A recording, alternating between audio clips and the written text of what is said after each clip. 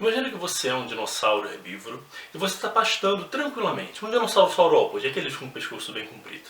Você está pastando tranquilamente na beira de um lago, sem nenhum problema.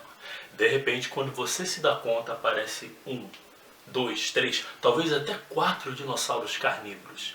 Eles começam a rodear você porque eles estão interessados na sua carne. Bom, a primeira coisa que você vai fazer é tentar fugir. Só que o problema é que os bichos são muito mais rápidos. E aí o que acontece? Você começa a lutar com ele, a se debater, a dar rabada, a me bater com o pescoço, só que são 4 contra 1. Infelizmente, você é abatido. E quando você cai, você acaba levando um dos bichos com você. Você cai por cima dele e seu pescoço esmaga o bicho. Depois disso, bom, você é devorado e aí nesse fundo de lago raso você é enterrado e se torna um fóssil. Já imaginou essa situação? Pois bem, é isso que deve ter acontecido com o Spectrovenator.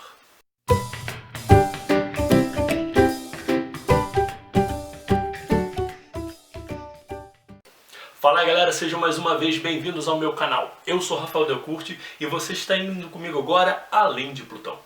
Hoje eu vou falar de um assunto muito legal, de um dinossauro. Já era para eu ter falado sobre esse assunto, né? De um dinossauro novo, um dinossauro brasileiro, que nós descrevemos agora, saiu no dia 12 de outubro, né? Vocês vão ver que já tem uma série de vídeos e reportagens falando sobre ele, mas eu gostaria de falar aqui em primeira mão para vocês, sobre o Spectrovenator rajei. Tá? Mas antes disso daí, antes de continuarmos, dá o seu joinha aí no vídeo, assina o canal, assina as notificações para você receber sempre notícias sobre ciências e paleontologias do nosso canal, além de Plutão. Bom, o Spectrovenator ele foi encontrado em 2007. Tá? Pela equipe de paleontologia do Museu de Zoologia da Universidade de São Paulo, quando encontraram o Tapuiasaurus macedoi também.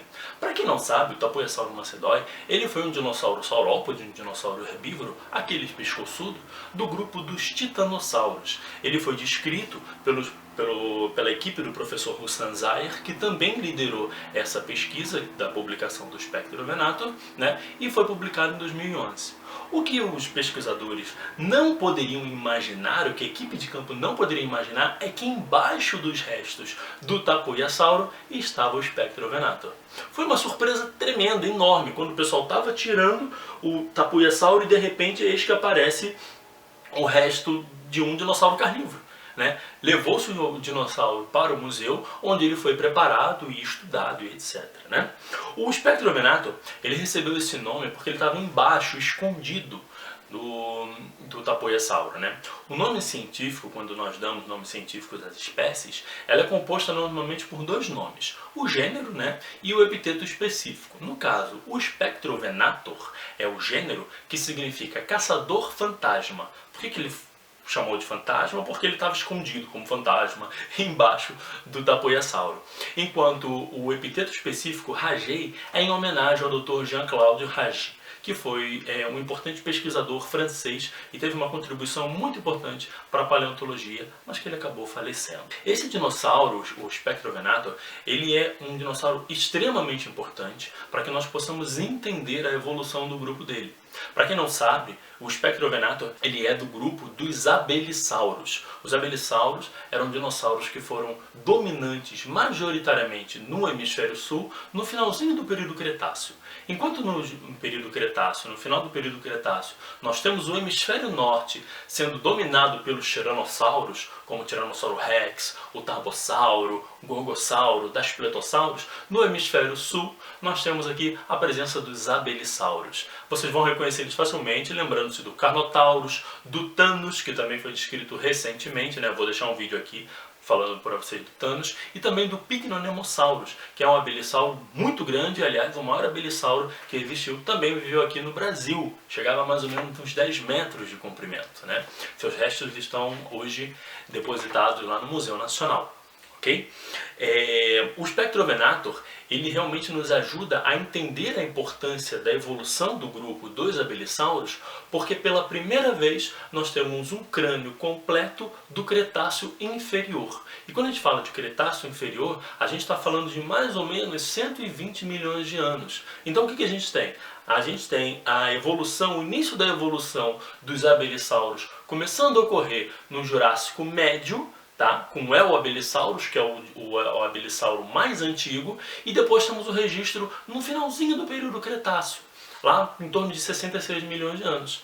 Aí a gente vai ter um registro muito grande, aliás, um espaço muito grande, sem o registro desses materiais, de outros grupos, de outros dinossauros, da família dos abelissauros. É aí que o Spectrovenator entra, porque ele entra com uma série de características que nos ajudam a responder como foi a evolução desse grupo. O que chama a atenção é porque, primeiro que o Spectrovenator tinha um tamanho pequeno.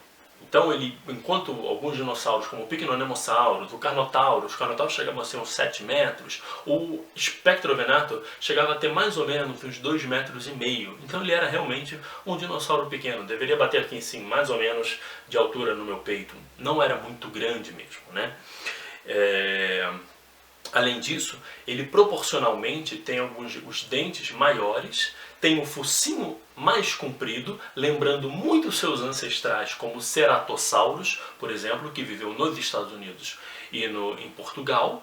Tá? Além disso, ele vai ter o desenvolvimento da bochecha muito para baixo, uma bochecha muito curva, o que sugere que ali se inseriam músculos para a mordida, para que o bicho pudesse morder de uma forma diferenciada dos seus primos mais recentes, do final do período Cretáceo. Né? Sugere-se então que o Spectrovenator tivesse uma alimentação mais generalista, enquanto os seus outros primos, como o Carnotaurus, o Thanos, o Majungasaurus, tivessem uma alimentação mais especializada. Certo? Isso é muito comum quando a gente olha para os fósseis de dinossauros que são mais primitivos, vamos dizer assim, né? Mais basais uns em relação aos outros. E isso daí eles tendem a ter mesmo características mais generalistas, mais generalizadas, que depois vão se especializando.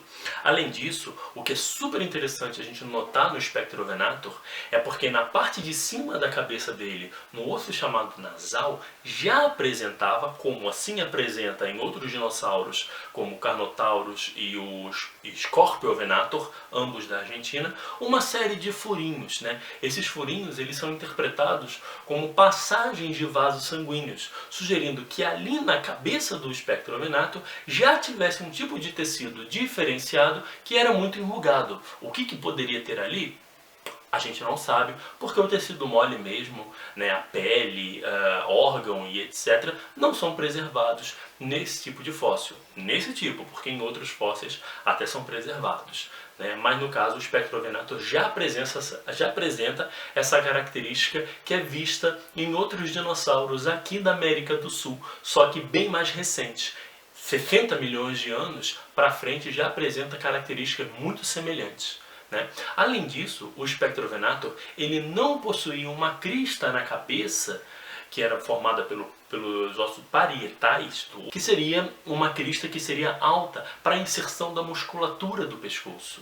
Né? Os seus primos mais distantes, mais recentes, eles possuem essa crista para a inserção da musculatura do pescoço. O pescoço deles eram realmente bem robustos. A hipótese é que eles pudessem dar cabeçada, né, dar cabeçadas um contra os outros, só que de uma forma mais leve, né, não como bodes, nem cabras, nem nada disso, mas mais como iguanas mesmo marinho. Né? Eu falei disso num artigo, eu vou deixar para vocês o link aqui também, para vocês olharem, é um de acesso aberto. Tá?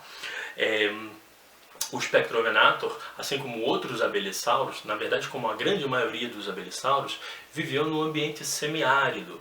Aqui ele foi encontrado no município de Coração de Jesus, em Minas Gerais, que fica próximo de Montes Claros, né? Um município onde você tem aí uma série de fósseis que vêm sendo encontrados, de dinossauros desse período. E nós sabemos que aquele período lá era um período semiárido, então lembrava talvez alguma coisa lembrando mais ou menos a uma savana, se a gente pode dizer assim, fazer esse tipo de comparação.